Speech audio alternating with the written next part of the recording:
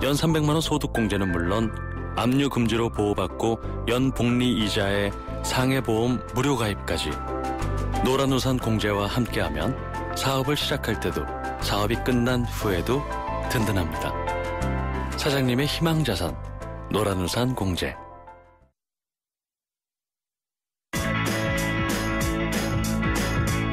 알기 쉬운 경제 완전 정복. 가장 가까이 있는 생활 경제 뉴스. 김은경의 생생경제. 왜? 코웨이 모든 침대는 상단이 분리될까? 침대는 몸에 닿는 부분부터 오염되잖아. 아하. 더러운 상단을 분리해 언제든 새 타퍼로, 그리고 전문가의 관리까지. 위생까지 책임져야 진짜 침대다. 코웨이 매트리스 케어 렌탈 1588-5200.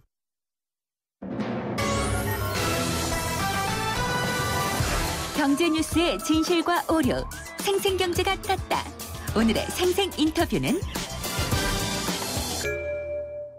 네, 오늘 두 번째 인터뷰는요. 대기업의 한식 뷔페 진출로 골목 상권의 피해 커질까 알아보도록 하겠습니다. 김은경의 생생경제 3부 시작합니다. 최근에 한식 뷔페 식당들 많아졌거든요. 그래서 인기도 높아지고 있는데 대기업들이 진출한 경우가 많이 있습니다. 인테리어 세련되고 또 가격도 적당하고 소비자들에게는 인기가 높은데요. 문제는 이렇게 되면은 한식당 하던 이 골목 상권에는 영향이 미칠 수밖에 없다는 점입니다. 한국외식업중앙회의의 그 외식산업연구원에서 발표한 자료를 보면은요, 인근에 있는 음식점 절반가량의 매출이 15% 이상 감소했다. 이런 결과도 있습니다.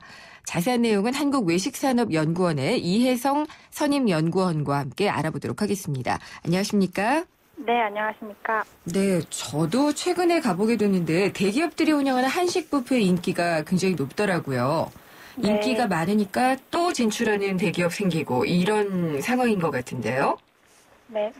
현재 시장 상황이 어떤지 좀 진단을 해주시겠어요? 네, 2013년에 대기업의 한식 뷔페가 처음 등장을 하였고요. 큰 인기를 얻으면서 2014년에 본격적으로 출점을 하기 시작을 했습니다. 그래서 대기업형 한식 뷔페는 현재 전국적으로 약 80여 개 정도가 출점을 한 것으로 집계되고 있고요. 네. 서울 경기에 약 80% 정도가 분포하고 있습니다. 그래서 향후에도 한 4-5개의 점포가 출점을 준비하고 있는 것으로 파악되고 있습니다. 예, 그동안 대기업 하면은 뭐 패밀리 레스토랑이나 외국, 그러니까 해외 음식 같은 것들을 하는 그런 뷔페들이 많이 있었는데 갑자기 네. 이렇게 또 한식 뷔페에 뛰어드는 이유는 특별히 있을까요? 일단은 외식 산업이 다른 산업과 비교해서 그래도 꾸준히 성장을 하고 있는 약 80조 원 규모의 시장으로서 대기업 측면에서는 굉장히 매력적인 시장이라고 생각이 듭니다. 네. 그래서 기존의 대기업형 외식업체들이 말씀하신 것처럼 서양식이나 커피 전문점 등을 위주로 진출을 했었는데 이 시장도 이미 포화되어 있는 상태이고요. 요즘 소비자들의 기호가 웰빙이나 건강한 밥상 등으로 전환이 되면서 한식이 다시 주목을 받기 시작했습니다. 그래서 이에 대기업들도 소비자의 니즈에 맞춰서 한식 뷔페 형태로 출점을 하고 있는 것으로 생각이 됩니다. 아마도 더 많이 점포들을 내겠죠. 이제 시작했으니까요. 네. 예. 근데 연구원에서 조사를 하신 걸 봤는데 대기업 한식 뷔페 출점에 따른 외식업 영향 조사요. 이걸 네네. 봤더니 한식 뷔페 그 식당이 열게 되면 주변 음식점에서 받는 타격이 크다라는 결론이던데요. 좀 자세하게 설명을 해주시겠어요? 네, 저희 한국외식업중앙회에서는 대기업형 한식 뷔페 인근의 일반 음식점을 대상으로 한식 뷔페로 인해서 매출에 얼마나 영향을 받았는지를 설문조사를 실시하였습니다. 네. 그래서 한식 뷔페 출점 이전 대비 출점 이후에 매출이 감소하였다고 응답한 외식업주는 약 45%로 조사가 되었는데요.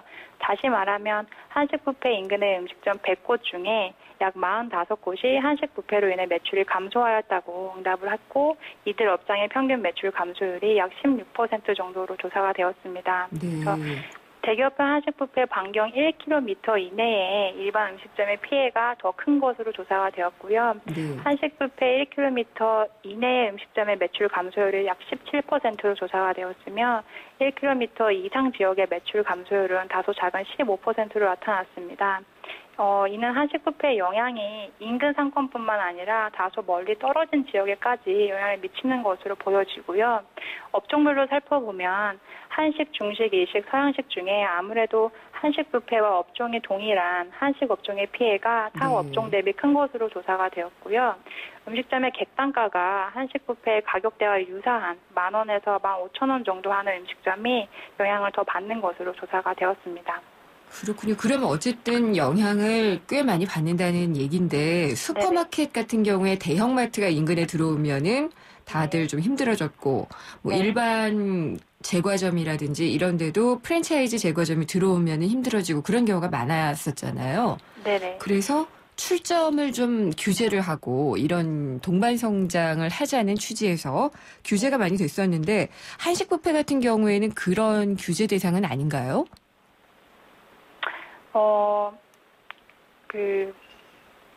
중소기업 적하업종에 음식점 업종 중 7개 업종이 선정이 되어 있습니다. 한식 업종도 이에 포함이 되어서 보호를 받습니다만 예외 조항이 있어서 복합 다중시설이나 역세권, 신도시 및 신상권에 한해서는 대기업의 지역 내 출점이 가능하도록 되어 있습니다. 그래서 예외 조항 안에서 대기업들이 진출을 할 수 있는 거죠. 예외 조항이 그러니까 어떤 곳이라고 지금 얘기를 하셨다. 다시 한번 좀 듣고 싶은데요. 네, 복합 다중시설이나 역세권이나 신도시 및 신상권에는 출점이 가능하도록 예외 조항이 되어 있습니다. 그러면은 사람들 많이 다니는 데는 거의 되는 거네요. 네, 네, 그렇죠.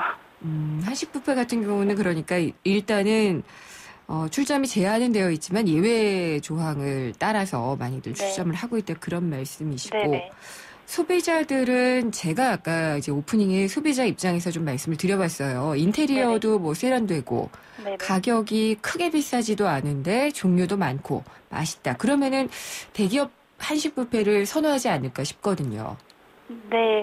뭐 말씀하신 것처럼 우선은 가격 대비 양질의 다양한 식사를 할 수 있다는 장점이 있습니다. 그래서 요즘 음식점에서 괜찮은 식사 하려면 10,000원 정도는 기본적으로 지출을 해야 하고 식사 이후에는 4,000-5,000원 하는 커피를 마시는 게 보통이잖아요. 그래서 한식 뷔페의 경우는 가격대가 15,000원대에 비교적 부담 없는 가격에 다양한 종류의 음식을 먹을 수 있고 커피나 디저트까지 해결이 가능하니 소비자 입장에서는 안 갈 이유가 없는 거죠. 그러면 어떻게 해야 될까요? 대기업이 진출하면은 이렇게 자본력에서 딸리는 그냥 정말 영세하지는 않더라도 혼자 하시는 이런 한식 음식점 이런 곳들은 아무래도 더 떨어질 수밖에 없잖아요. 마케팅도 더 못할 것이고. 그러면은 상생하기 위해서는 규제를 더 강화를 해야 되나요? 아니면은 이런 그 좀 작은 혹은 홀로 하시는 음식점들에 대한 지원을 많이 해야지 될지 어떤 게 방법일까요? 일단은 대기업이 외식업에 진출하는 거, 한식 뷔페로 진출하는 거에 있어서 법적으로 문제가 있는 거는 아닙니다. 그래서 대기업이 출점을 해도 아무 문제가 없지만 이슈가 되는 거는 국내 음식점의 약 45%가 한식 음식 업종인데 여기에 대기업이 한식 업종이라는 아이템을 가지고 동일한 아이템을 가지고 진출을 한다는 게 영세업자들의 어려움을 더 가중시키고 있는 거거든요. 그래서 대기업과 이제 중소기업들이 상생하는 방안을 마련을 해야 되는데 여기에 이제 한식이라는 업종이 같이 겹치게 되면서 문제가 많이 발생하고 있는 거죠. 그러면은 대기업이 출점을 못하도록 이 한식 업종에 대해서는 좀 막아야 될까요? 뭐 제가 그렇게 한식 업종에 대해서 막아야 된다라고 말씀을 드릴 수는 상생을 위한 없지만, 대책이 좀 필요할 것 같아서요. 그러면 어떤 뭐 예외 조항에 있어서 조금 더 강화를 한다든지 뭐 이런 방법은 좀 필요하다고 보시는 거죠? 네, 그렇죠. 네, 맞습니다. 알겠습니다. 무조건 대기업한테 양보하라 이렇게 하면 또 안 될 것 같아가지고 제도적인 방법을 여쭤봤습니다. 오늘 말씀 잘 들었습니다. 감사합니다. 네, 감사합니다. 한국외식산업연구원의 이혜성 선임연구원이었습니다. 거울아 거울아 이 세상에서 누가 전화를 제일 잘 받니? 호록 2588 이국주. 어머 내가? 하긴 대리운전 상담원 하면서 훈련 좀 했지. 고객님들이 개그도 잘한다고 칭찬도 해주셨어. 너 잘났다 너 잘났어 2588 2588 꽃보다 국주 2588. SK텔레콤이 이제 이상하기로 했어요. 새로운 건 처음엔 다 이상해 보이잖아요? 그때까지 없던 거니까. SK텔레콤도 지금까지 없던 새로운 세상을 만들겠다. 그 말이죠. 이상한 생각이 세상을 바꾼다. 이상하자. SK텔레콤. 네, 생생경제 3부 함께 하셨고요. 잠시 후 4부가 이어집니다.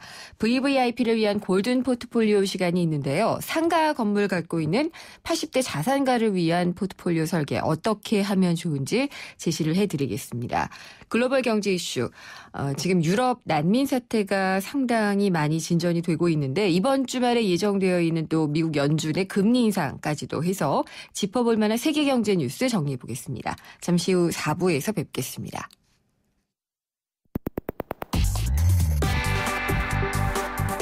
어려운 경제학은 가라. 귀에 쏙쏙 들어오는 김인경의 생생경제.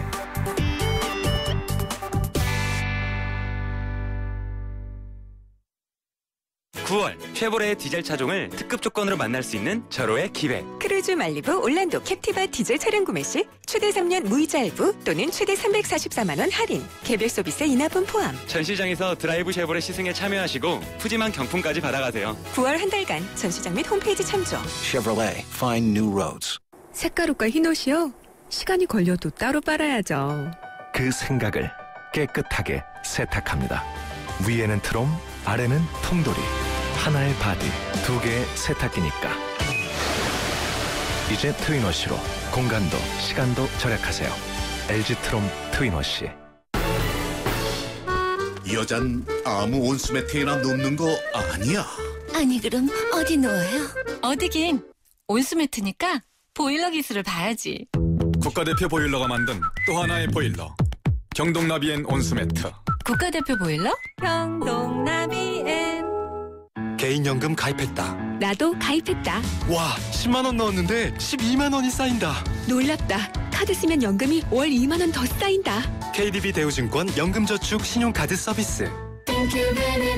KDB 대우증권. 연금저축 월 10만 원 납입, 신용카드 100만 원 사용 시 2% 캐시백 적립. 원금 손실에 유의하세요. 대외 의존도 높은 한국 경제의 필수 지침. 세계 경제가 우리 장바구니에 미치는 영향. 글로벌 경제 이슈. 글로벌 경제 이슈 시간입니다. 이장원 연합 인포믹스 부장이 전화 연결돼 있습니다. 안녕하십니까? 네, 안녕하십니까? 시리아 난민, 그 3살 아이 아일란에서도 굉장히 좀 아프게 봤었는데요. 네. 지금 유럽으로 다 옮겨가고 있으니까 또 유럽에서는 또 무조건 다 받을 수도 없고.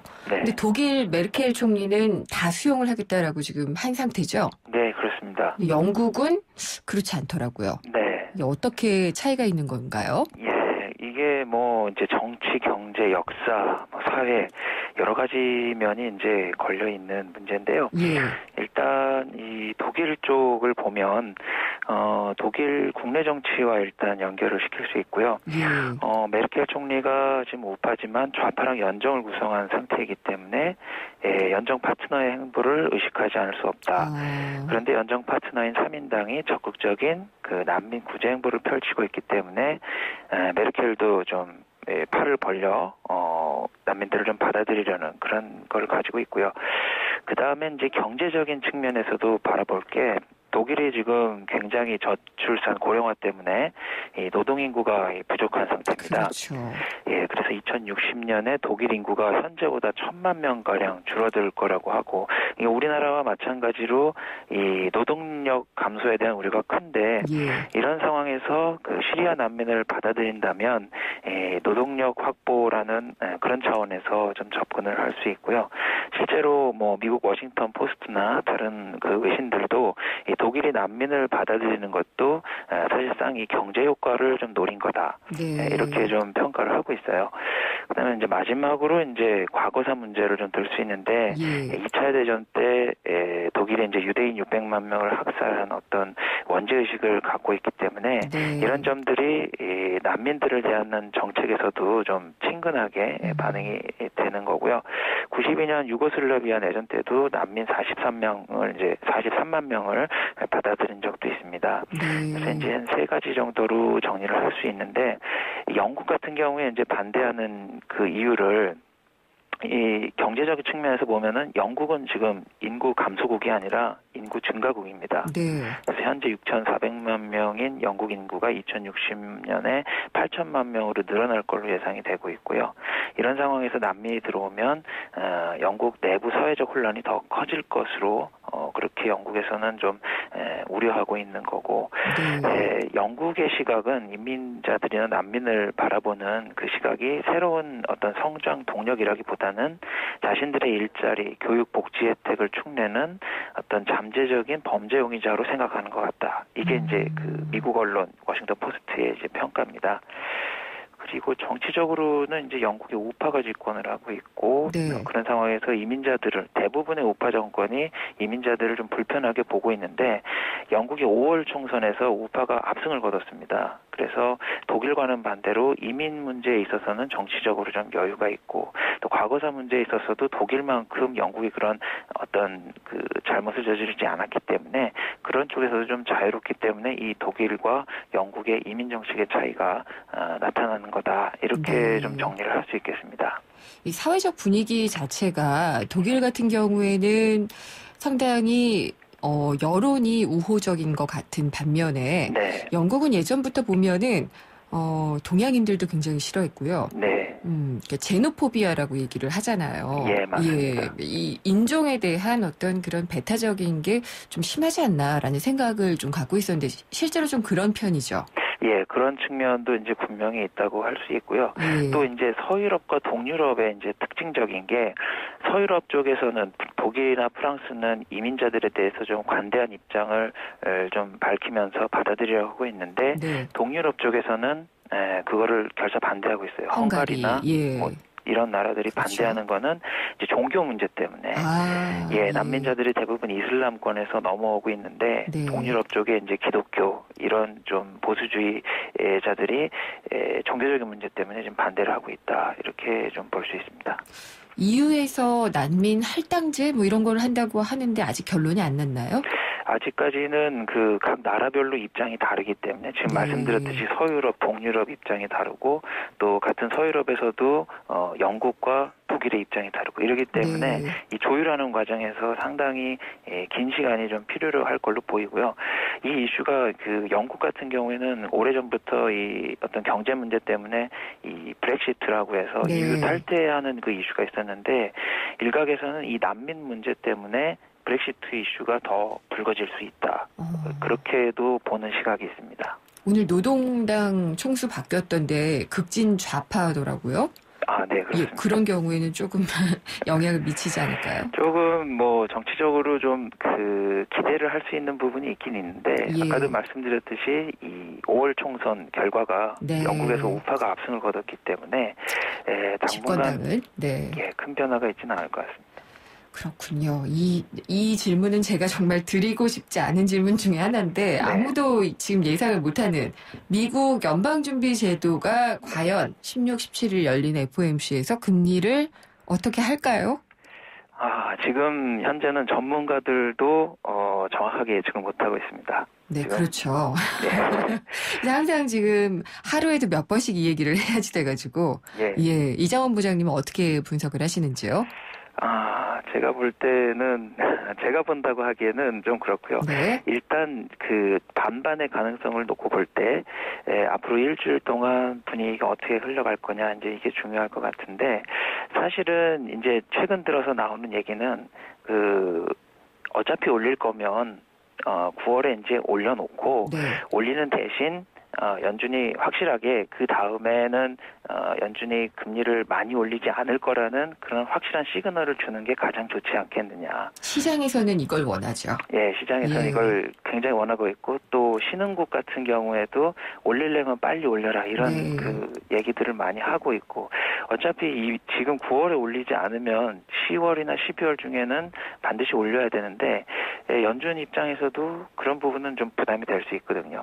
코너에 몰린 상태에서 올리기보다는 지금 올려놓고 그 다음에는 좀 시장을 안심시킬 수 있는 그런 말을 하는 게 좀 더 낫지 않겠냐 이렇게들 그 얘기가 나오고는 있는데 사실 이제 연준 입장에서는 뭐 여러 가지 미국 경제 상황도 이제 봐야 되고 또 세계 경제 상황도 좀 보고 결정을 하겠다고 이제 얘기를 해놓은 상태여서 마지막까지 좀 뚜껑을 열기 전까지는 장고 심사숙고를 할 걸로 보입니다. 어렵겠죠. 그리고 지금 상황을 봐서 무조건 할 수 있는 상황도 아니니까요. 예, 분명히 그런 부분이 있는 게 뭐 중국 증시가 이제 폭락을 하면서 글로벌 시장이 굉장히 좀 분위기가 안 좋은 상황에서 연준이 금리를 올려버리면 굉장히 이 불안 심리가 더 커질 수 있고 특히 이제 신흥국 같은 경우에는 자본 유출이라든가 굉장히 혼란한 상황에 빠질 수 있기 때문에 연준이 과연 이 방아쇠를 언제 어느 시점에 당길 것이냐 굉장히 안정된 시점에 당기는 게 좋지 않겠느냐 그런 좀 쪽으로 좀 보는 게 맞을 것 같습니다. 12월에는 보통 잘 없었잖아요. 그러니까 이제 9월이 아니면 11월일 것이다 이런 얘기가 있으면서 신흥국들에서는 자금이 어차피 금리 올릴 거 그러면 이동을 하자 해서 많이들 이동을 하는 것 같고요. 외국인 자본들이요. 네, 맞습니다. 그러면서 이 디폴트 지수라고 하는 것이 계속 올라가고 있거든요. 네. 상당히 좀 불안해하고 있는 것 같아요. 예, 이 디폴트 지수라는 게 이제 CDS 프리미엄이라고 해서 신흥국들이 부도낼 수 있는 그 가능성을 보는 건데 지금 굉장히 좀 위험한 나라들이 브라질이라든가 남아공, 터키 이런 나라들이 부도 위험이 높다는 그런 그 결과가 나오고 있고요. 특히 이제 뭐 이 나라 중에서 이제 브라질 같은 경우에는 뭐 국가 신용 등급도 최근에 떨어졌죠. 투기 등급으로 지금 떨어지면서 거의 미국이 만약에 이런 상태에서 금리를 인상하면은 거의 이 첫 번째 타자로 좀 위기에 빠질 가능성이 있어 보이고요. 또 터키 같은 나라도 지금 환율도 굉장히 출렁거리고 있고 또 부도 위험도 높은 그런 상황이기 때문에 지금 미국 금리 인상에 대해서 굉장히 민감한 그런 상황이고 또 이제 국가 신용 등급을 보면 그 러시아 쪽도 안전하진 않습니다. 러시아 쪽도 지금 투기 등급에 이제 노출돼 있고 러시아는 이제 국제 유가 때문에 굉장히 경제가 어려운 상황에서 미국 금리 인상을 만나는 거고 또 석유 관련해서는 뭐 아프리카의 나이지리아라든가 또 아프리카엔 자원 국가들이 많이 있는데 이 나라들도 굉장히 좀 위험에 빠질 수 있다. 또 베네수엘라 같은 나라도 거의 뭐 디폴트 수준이다. 이런 상황이기 때문에 지금 신흥국들 같은 경우에는 이제 미국이 어떤 행동에 나서느냐에 따라서 굉장히 좀 혼란스러울 수 있고 우리나라 역시도 이 신흥국들의 그 불안에 좀 휩쓸릴 가능성도 없지 않아 보입니다. 예.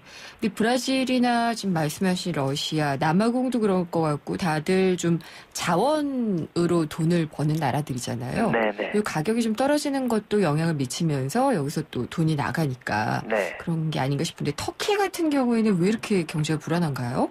터키 같은 경우에는 이제 그 일단 환율이 좀 불안한 측면이 있고요. 그 환율이 불안한 그 이전 측면에는 정치가 좀 내부 정치가 좀 혼란스럽고 그다음에 경제 펀더멘털이 그렇게 좋지 않았던 나라. 그러니까 정치와 경제가 좀 혼란스러운 상황에서 외국인 자금이 빠져나가면서 환율이 들썩거리고 있고 그런 부분이 이제 아까 말씀드린 CDS 프리미엄 부도 지수로 이제 표출이 되고 있는 거라고 보시면 되겠습니다. 그렇군요. 다 불안정한 상태인 것 같은데, 세계 경제가 이렇게 좀 안정됐다, 막 이런 얘기를 좀 들려드릴 수 있으면 좋을 것 같긴 한데, 참 그렇습니다. 네, 그렇습니다. 말씀 잘 들었습니다. 감사합니다. 예, 감사합니다. 연합인포맥스 이장원 부장이었습니다. 라디오 자산 골든클럽.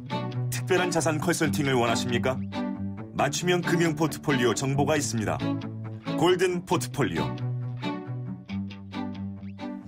네, 고액 자산가들이죠. VVIP만을 위한 특별한 자산 컨설팅 골든 포트폴리오 시간입니다. 김창수 하나은행 서압구정 골드클럽 PB센터장이 전화 연결돼 있습니다. 안녕하십니까?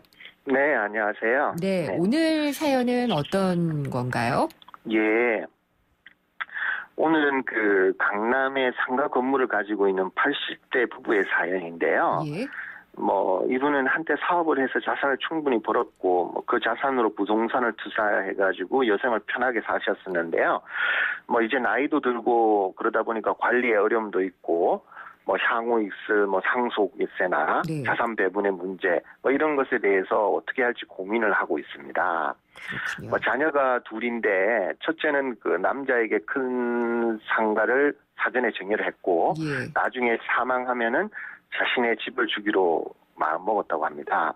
그렇지만 이제 둘째인 경우에는 좀 형편도 좀 넉넉하지 않아서 네. 현재 상가 건물을 물려주기로 내심 생각을 하고 있고요. 두 분은 현재 한 10억여 원 정도의 현금을 보유하고 있고, 이 건물에서 나온 월세 1,000만 원으로 생활을 하고 있습니다. 네. 그리고 예. 근데 그러면은 이 건물을 증여해주는 문제가 또 있을 수가 있겠고, 그렇겠네요. 건물 같은 경우에는 그러면 한 시가가 어느 정도 되나요? 지금 그 건물은 현재 시세는 한 45억 정도인데요. 네. 현재 보증금 3억 원에 월세 한 1억 1천만 원 정도 예. 받고 있다고 합니다. 그렇군요. 그리고 그분이 갖고 있는 주택은 한 시가가 한 10억 정도 되고요. 그럼 이런 종류의 그러니까 이제 자산 어느 정도 보유하고 계시고 아들들이나 자녀들에게 물려줘야지 될 자산들을 어떻게 해야지 되는지 이런 상담을 해오시는 분들이 꽤 많이 있나요?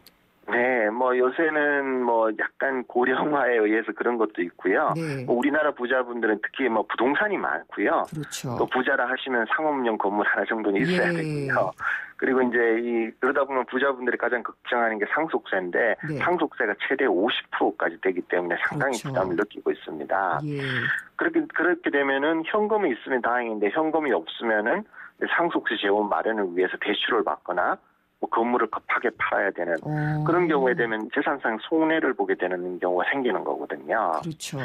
예, 그래서 이제는 이런 경우를 어떻게 하면 좋은가에 대해서 사전에 증여를 한다든지 어떻게 대비를 하면 좋은가 이런 거에 대한 문의가 많이 오고 있습니다. 네. 그러면은 이렇게 자산을 많이 가지고 계시는 분들은 상속을 하는 게 좋은가요? 아니면은 사전 증여라고도 있잖아요. 예. 이걸 하는 게 좋은지 어떤 그 그러니까 케이스마다 좀 다를 것 같기는 해요. 예, 경우에 따라 다 다르다고 볼 수 있습니다. 네. 일반적으로 얘기할 때는 자산 10억 원까지는 상속세가 없기 때문에요. 배우자가 있는 경우에는 또 그에게 배우자 공제를 받을 수 있어서 네. 일정 금액까지는 상속으로 처리하는 게 유리합니다. 그렇지만 또 반면에 증여인 경우에는 10년 단위로 그 돈을 주는 분이 죽을 때까지 여러 번 증여 공제를 받으면서 증여를 할 수 있고요. 네. 수정자 받는 사람별로 별도로 세금을 부과하기 때문에 절세의 기회가 아주 많아질 수 있습니다. 네. 그다음에 또 자산의 금액이 또 상당하고 향후에 자산의 어떤 가치가 상승한다고 하면은 이제 빨리 증여를 하면은 낮은 가격으로 증여를 할 수 있기 때문에 유리할 수 있죠. 네, 사전 증여를 다 해버리면은 갖고 있는 자산이 없어지는 경우가 생기잖아요. 예, 그렇습니다. 이게 이제 요새 이제 최근에 많이 대두되는 문제인데요. 실제적으로 요새는 과거에 달리 많이 오래 사시지 않습니까? 그렇죠. 그러다 보니까 이제 증여세나 상속세를 아끼기 위해서 빨리 증여를 하다 보면은 본인의 정작 노후 자금이 없어가지고 문제가 되기도 해요. 네. 그래서 증여를 취소한다, 상속 자산 을 반환한다는 다툼도 있기 때문에 어떤 게 좋을까는 결국은 어떤 케이스별로 고민을 좀 해봐야 되는 그런 문제인 것 같습니다. 그러니까 먼저 줬다가 이걸 또 다시 또 반환 소송이나 이런 게 또 있기도 하군요. 예, 지금 꽤 많이 생기고 있습니다. 이게 또 고령화의 문제이기도 하네요. 네, 그럼 이 80대 자산가 부부의 경우에 자산을 이전하려고 하는데 유의해야 될 점은 어떤 걸까요? 예, 앞서서 얘기한 것처럼 일반적인 원칙에 따르면 결국은 유산 자산을 어떻게 배분할 것인가 하고 이 배분할 때 이전 비용을 최소화할 문제, 그 다음에 남겨진 노부부의 어떤 생활자금, 노후자금을 어떻게 안정을 확보할 것인가의 어떤 결국 세 문제인데요. 이분 같은 경우에는 첫 번째, 두 번째 문제는 결국은 어떤 마음을 가지고 있다니까 된 것 같고 결국은 두 번째, 세 번째인 어떻게 이전 비용을 줄이는 것과 그다음에 본인의 노후 자금을 어떻게 마련할 것인가의 문제를 고민해야 될 것 같습니다. 해결책은 어떻게 제시를 해주셨나요? 예, 그래서 이분의 같은 경우에는 둘째에게 현재 시가 한 45억 원 정도 되는 건물을 부담부 증여를 이용해서 사전 증여하라고 안내해드렸어요. 부담부 증여요? 예. 네네. 이거는 이 건물은 시가가 한 45억 정도인데요. 뭐 상업용 건물은 감정가액이나 다른 가격이 없으면은 시가보다 낮은 기준 시가로 증여할 수 있어서 증여세의 부담이 적어지게 됩니다. 네. 그래서 실제로 이분의 경우에 건물이 낡아서 뭐 기준 시가로 하면은 한 25억 원 정도 되기 때문에 상당한 이익을 볼 수가 있습니다. 부담부 증여가 궁금한데 이게 어떤 건가요?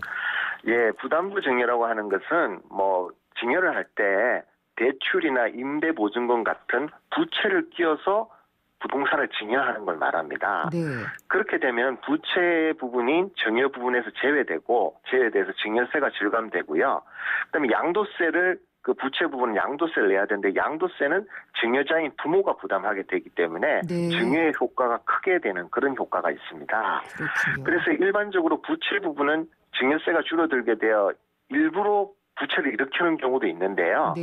이 경우에는 이제 그 줄어드는 증여세하고 늘어나는 양도세를 서로 비교를 해봐야 돼요. 네. 그래서 최적의 금액을 뽑아내야 되고요. 또 자칫 잘못하면 탈세의 우려도 있기 때문에 네. 사전적으로 좀 고민을 하고 세세한 검토 후에 실행하는 것이 좋을 것 같습니다. 그러게요. 일부러 부채를 일으키는 경우가 있다 그러면은 이제 이게 탈세 방법이다라고 해가지고 추적 들어올 수도 있을 것 같기도 하거든요. 예, 그런 가능성은 어쨌든 합법적인 방법으로 이제 세금을 내는 것이니까 탈세는 아니지만은 어쨌든 좀 인위적인 것 같은 문제도 좀 있긴 하죠. 예. 그럼 이분의 경우에 좀 더 구체적으로 어떻게 그 해결책을 조금 더 제시를 해주셨나요? 예. 이분의 경우 같은 경우에 이제 건물이 좀 낡았기 때문에 이제 향후에 안정적인 임대 수익을 내기가 쉽지 않을 것 같아서요. 네. 우선은 현재 임차인을 내보내고 일부 리모델링을 해서 새로운 임차인을 구해서 월세 소득을 높이는 방향으로 유도를 해드렸어요. 네. 그래서 이제 그렇게 하려면 리모델링 비용이 필요한데 그렇게 하기 위해서 대출을 3억 원을 받아서 충당했고요. 예. 임대보증금도 새 건물이니까 좀 더 올려받은 거죠. 그래서 결국은 임대료는 월천을 그냥 그대로 갔지만은 대출 3억과 임대보증금을 5억을 해서 부담부하는 부채를 8억 원으로 올려가지고 네. 증여세도 아끼고 그런 효과를 한 거죠. 그러면서 둘째에게 증여를 해준 거군요. 예, 그렇습니다. 네. 그래서 이제 그렇게 해서 남은 부부에게 남은 그 보증금 5억 원과 그 다음에 이제 기존의 현금 10억 원 중에 그 리모델링 비용 3억을 뺀 7억. 정도, 리모델링 비용이 아니라 그 보증금 돌려준 비용 3억을 뺀 7억을 합치면 한 12억 원 정도로 본인들의 노후 자금을 충당하게 하는 그런 방법으로 해서 절세도 하고 본인 노후도 준비하는 그런 해결책을 제안해 드렸습니다. 이런 경우가 있군요. 부담부 증여를 통해서 하는 경우. 예, 오늘 말씀 잘 들었습니다. 감사합니다. 네, 고맙습니다. 김창수 하나은행 서압구정 골드클럽 PB센터장이었습니다. 원두는 시간이 지나면 맛과 향이 사라지죠. 그래서 골드락 가까라는 원두의 맛과 향을 잡았습니다. 절정의 맛과 향의 시작 뉴네스카페 스프리모. 안녕하세요. 유플러스 모델 보아입니다. 최신 영화 미드부터 인터넷 강의와 맛집까지 보고 싶은 비디오를 검색하면 카테고리별로 보기 쉽게 정리해주는 국내 최초 LTE 비디오 포털. 이제 보고 싶은 비디오 마음껏 즐기세요.